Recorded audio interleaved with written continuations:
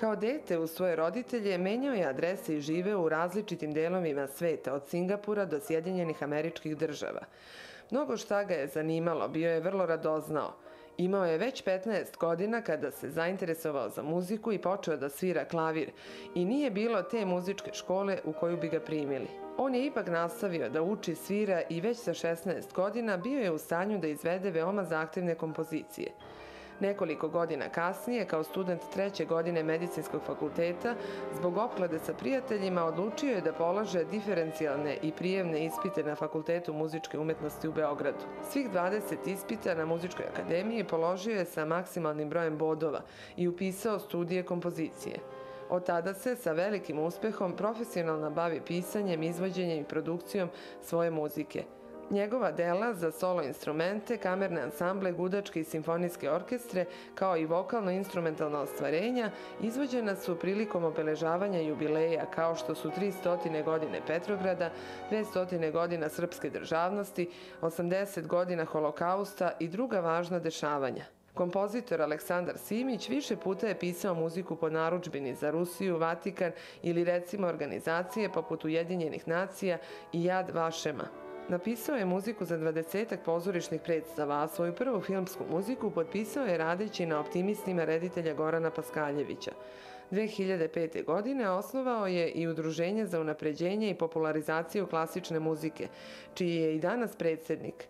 Iste godine kompozitor Aleksandar Simić osnovao je i svoj autorski ansambl Serafimi, sa kojim je održao na desetine koncerata svoje muzike i objavio 2 kompakt diska i 2 DVD-a sa spotovima koji su preko 1000 puta emitovani na različitim televizijskim stanicama. Pored muzike, važan deo Simićevog života čine i njegov društveni i humanitarni angažman. Već dugo je portparol i aktivista humanitarnog fonda Svetlost, koji je u Srbiji poveo kampanje poput Sigurne ženske kuće ili recimo nacionalne kampanje za pomoć slepima Srbije. U decembru 2009. pokrenuo je i projekat Note iz srca kao kampanju za besplatne kulturne sadržaje posvećene starima, siromašnima i hendikepiranima. Veoma je značajan i njegov doprinos međureligijskom dijalogu na međunarodnom nivou. Aktivan je član fondacije Pave the Way iz Njujorka i organizacije East West Bridge sa sedištem u Beogradu. Od 2007. sarađuje sa Centrom Simon Wiesenthal i Kancelarijom tužilaštva za ratne zločine u Republici Srbiji u okviru operacije Poslednja šansa, koja treba da obezbedi uslove da pred lice pravde izađu poslednji preostali ratni zločinci iz Drugog svetskog rata. Već nekoliko godina redovno sarađuje i sa Ujedinjenim nacijama, pre svega kroz projekte i inicijative Alijanse civilizacija, različitih saziva Generalne skupštine i Kancelarije generalnog sekretara Ujedinjenih nacija. Priča kompozitora Aleksandra Simića ovom prilikom je zabeležena u Triangle baru, nedaleko od Beogradske saborne crkve, gde smo se sklonili od loših vremenskih prilika. Želeo je da podeli sa nama jednu nesvakidašnju priču i da nam otkrije neke od svojih ideja kako da ulepšamo i poboljšamo život u Beogradu i samu našu prestonicu. Nadamo se da će vrlo brzo njegovi nedosanjani beogradski snovi postati java i da će nadahnuti i druge Beograđane da sanjaju i ulepšavaju svoj Beograd. Ti i ja smo snimali našu prvu emisiju Moj Beograd pre 10 godina, recimo, što nije baš laskavo, je li tako, ni po tebe, ni po mene, ali je interesantno. Ja se sećam, ljudi su jako lepo reagovali, vi ste to 10 puta reprizirali, bukvalno, zato što smo, izgleda da nam se desilo nešto, pa smo bili pametni i pričali o nekim stvarima u kojima su ljudi prepoznali. Na neki način pričali smo i o sebi.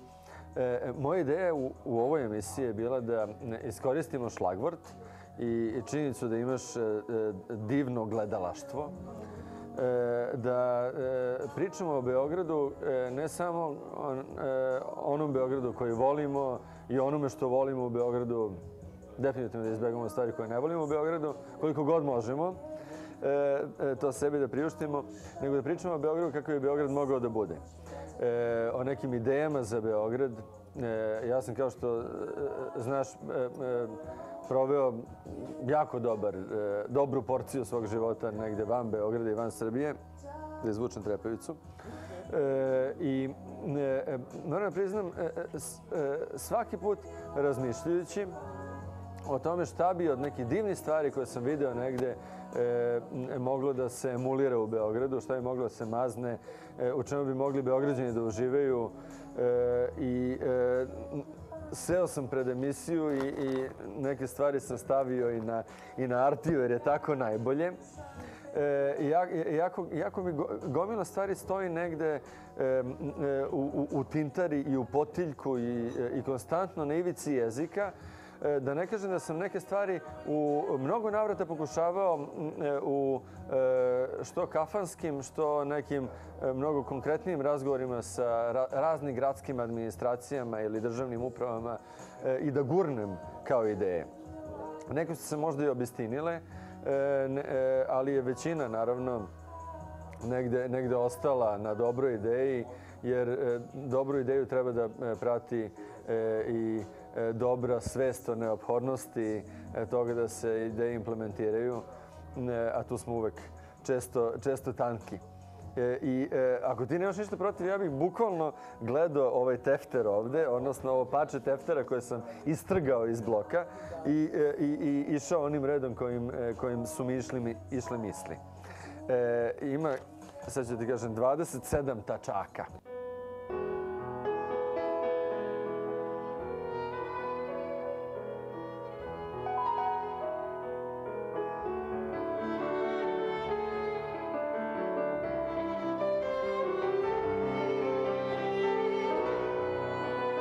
Prva tačka su vrapci. Kao simbol Beograda, beogradski dživdžan, nedavno je izašao članak u Politici o tome kako je desetkovana populacija beogradskih vrabaca. Između ostalog, zahvaljujući tome što je posečeno žbunje. Svi smo svedoci renoviranja i rekonstrukcije beogradskih parkova. Neki od njih zaista izgledaju mnogo lepše, ali u celom tom zamašateljstvu oko budžeta, oko investicija sa strane grada, gradskog zelenila koje je moralo da jadno ide na tendere, iako je gradska ustanova za održavanje gradskih zelenih površina, javno komunalno preduzeće,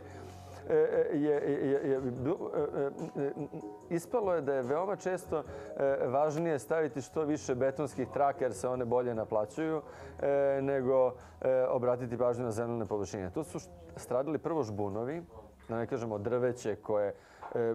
Ja živim preko puta Manješ parka. U poslednjih 20 godina je posečeno, ja mislim, nekih 15-ak ozbiljnih, ogromnih stabala, a nijedno nije zasađeno. To je greota. Ja se sjećam kao klinac sam u Parizu gledao i divio se što gradu, što tim ljudima, tim čikama koje nose neke specijalne gumene čizme kojima se penju na stara stabla i kofice sa smolom sa strane i kako odseku jedno, zna se tačno koju grančicu, tako je zamažu smolom da bi drvo nesmetano dalje živelo.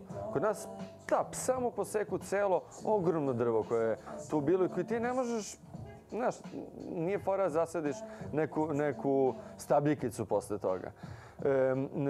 Sve u svemu stradali su i žbunovi, a tako su stradali i beogradski vrapci. Možda zvuči kao glupa priča, ali moramo sačuvamo vrapce. Mislim, već smo izgubili šljive. Vratit ću se na šljive posle. Srbija je pre Prvog svjetskog rata i između ratova imala nešto 100 puta više stabala šljive nego danas, a u isto vreme to je jedan od nacionalnih simbola, kao što znamo. Srbija među šljivama, tako da citiramo Oskara.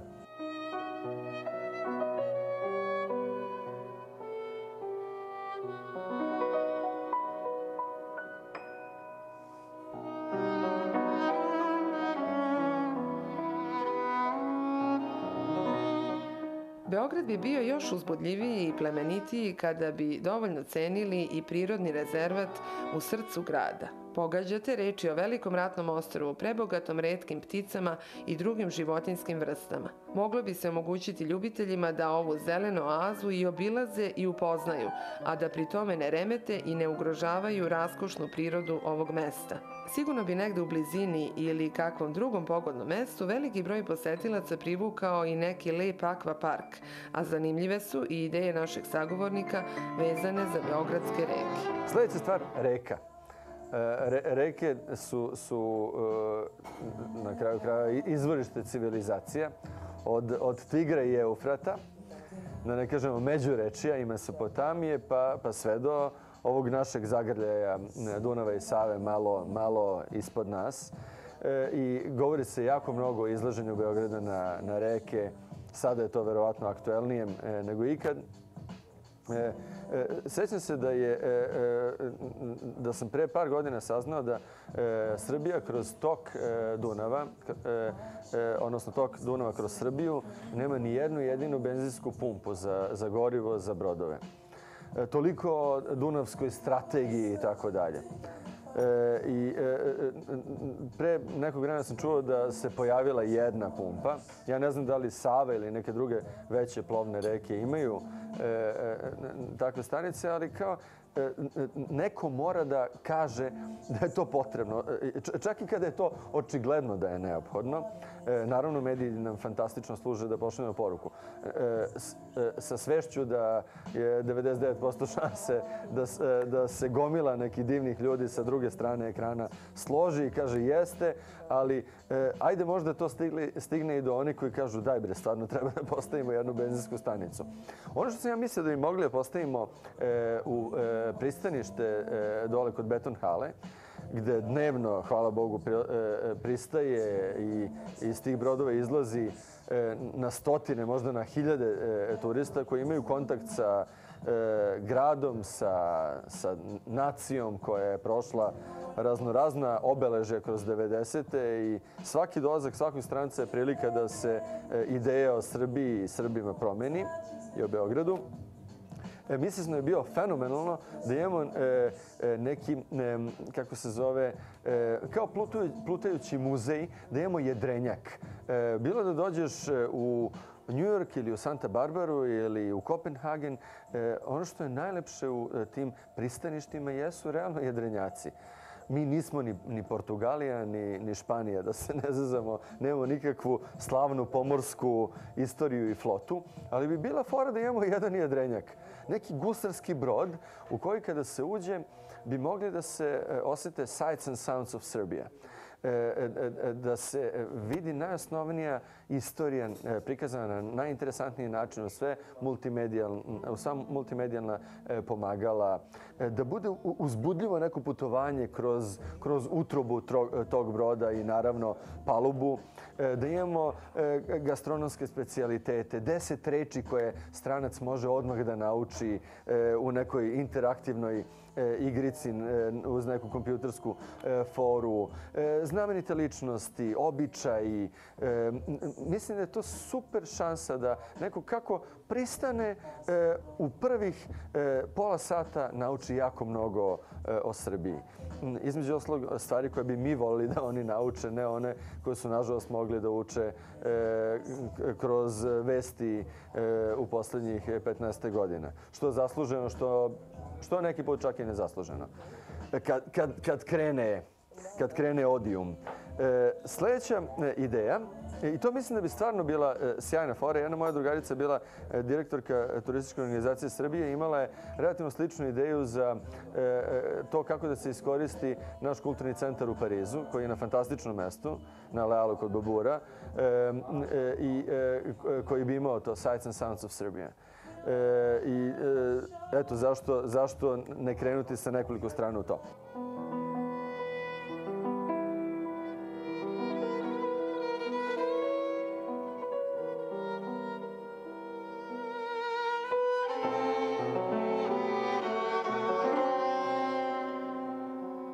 Aleksandar Simić pre izvesnog vremena bio je gost italijanskog grada Torina i jedne tamošnje velike fondacije. Tom prilikom video je i veoma zanimljivu živopisnu manifestaciju Pogodi ko dolazi na večeru, u okviru koje su različiti narodi pripremali i služili svoje tradicionalna jela, a uz to je bio priređen i raznovrstan muzički program. Veruje da bi na svoj način i u Beogradu mogli da organizujemo slična dešavanja, pošto je naša prestonica još raznovrsnija u pogledu kulturnog i kulinarskog nasleđa. Često nismo ni svesni odakle dolaze recepti nama dobro poznatih jela, kao što je recimo patišpanj koji su nam doneli sefardski Jevreji iz Španije. Sljedeća stvari koje sam zapisao su različiti periodi. Različiti periodi u istoriji grada.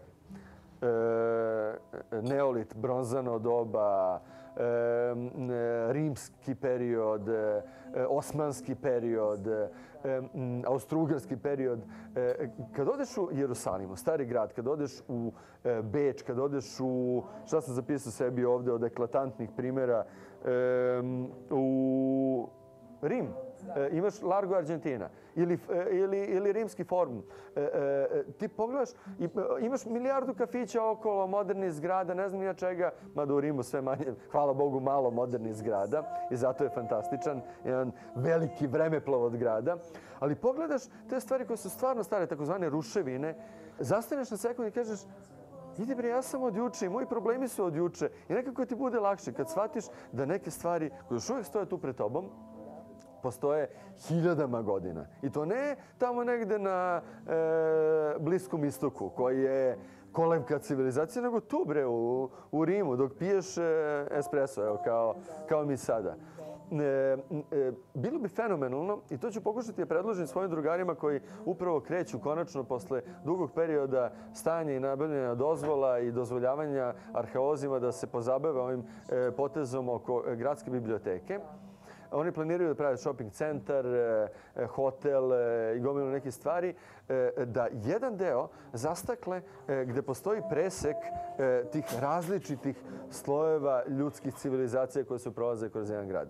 Mislim da je to jako, jako dobar fazon. To Beč ima recimo tamo ispred jahaće škole na kretanju ka Hofburgu od Grabena. I mislim da bi fenomenalna fora. Beograd ima tu slojevitu istoriju i bio bi štos da na jednom mestu može da se vidi.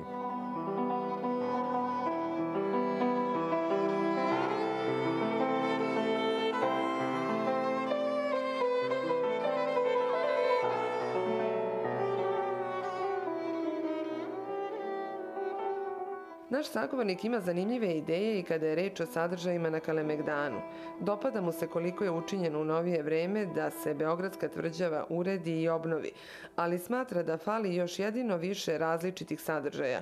Kao što je lepo upotrebljena barutana, voleo bi i u Cvjeti Zuzorić da vidi besplatne projekcije dokumentarnih filmova o Beogradu titlovane na engleski jezik, kako bi i turisti mogli da ih pogledaju.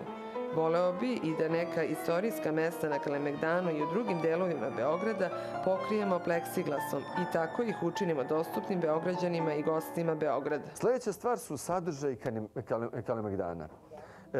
Kalemegdan je jedna od ključnih stvari koje možemo da pokažemo bilo kome ko dođe i u kojima mi uživamo kao Beograđani, ali je neverovatno do koje mere divno je što je sačuvan. S druge strane, potrebni su mu sadržaji. Recimo, jedan sadržaj koji je postojao, koji bi morali da vratimo, je mini golf. Ja sam uživao sa matorcima da odem i provedem 3-4 sata igrajući mini golf. Mislim da je potrebno vratiti te neke benigne sadržaje, porodične sadržaje, u kojima mogu... I to nisu samo porodični sadržaj. Ja bih tebe preodveo na dejt prvi, da igramo mini golf, nego da sedimo, da ti kuckaš telefon i da ja nešto se širim i gledamo ljude koji prolaze. Što je, nažalost, zabava na koju je osuđena većina mladih ljudi. Druga stvar, hranilice za veverice i za pomenute vrapce ili golubove. Što si u Central Parku ti u Njujorku prija kad vidiš milion nekih veverica i gledaš ih i šta rade. Ja se sjećam, ja sam na Kališu volao da gledam, možda nije zdravo da dajem vevericama Jaffa keks, ali sam gledao da jedu na isti način Jaffa keks kao i ja. Prvo pojedu obod, a onda sačuvaju onaj centralni deo sa želeom. Fora je, recimo, Crvenka bi mogla, jer Crvenka proizvodi Jaffa keks, bi mogla da sponzoriše hranilice u ime tog Jaffa keksa za veverice. Treba još neko da postoji na tom Kalemegdanu osim nas ljudi.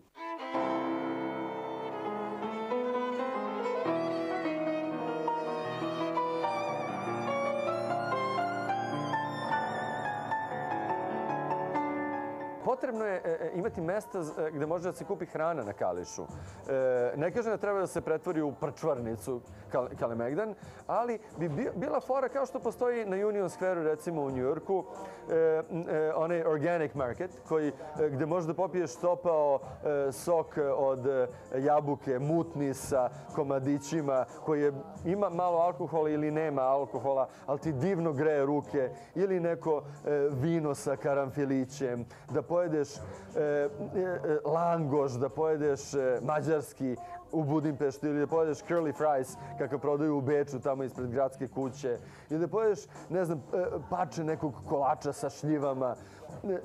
Fora je treba napraviti tender za te neke kioske koji bi bili divno integrisani u arhitekturu Kalemegdana, a koji bi ljudima omogućili i taj gastronomski sadržaj. Na radost svih nas. Šta sam napisao da bi moglo bude interesantno na Kališu? Bilo bi fora da bude i neki svirača, žonglera ili nekog sadržaja. Onda bi, kako se zove, rimski bunar bi mogao da ima neki multimedijalni sadržaj, tipa muzike i nekih videoprojekcija. Potpuno ima mesta za to u rimskom bunaru. Cvijeta Zuzerić bi mogla da ima tokom cele godine puštanje filmova u jednom od mini prostora koje ima, gde ti uđeš, ogreješ se i pogledaš neki od dokumentaraca. Može bude dokumentarac u Beogradu, mogu budu tvoje emisije, najbukvalnije. Ti bi sigurno dali, Studio B bi sigurno dao da se puštaju, ima ih već dovoljno. Koliko ih ima, Ivana? Preko 300 emisija. To je divan sadržaj gde bi mogli da uđemo i da se ogrejemo, bude postavljeno ovakvih nekih stolica 10-ak. I to je, recimo, jedan od sadržaja koje bi Kalemegdan mogao da ponudi. Letnja pozornica. Šekspir u parku je važna tačka na kulturnoj mapi sveta. A kao dešava se u parku. U Central Parku. Zašto Kalemegdan ne bi mogao da ima neku vrstu letnje pozornice i neku vrstu letnjih festivala, kao što je recimo Belef, koji bi koristio i punio tu letnju pozornicu sadržajem? Nodol Max, bez bola i ukočenosti, u apotekama. Spektakl energije.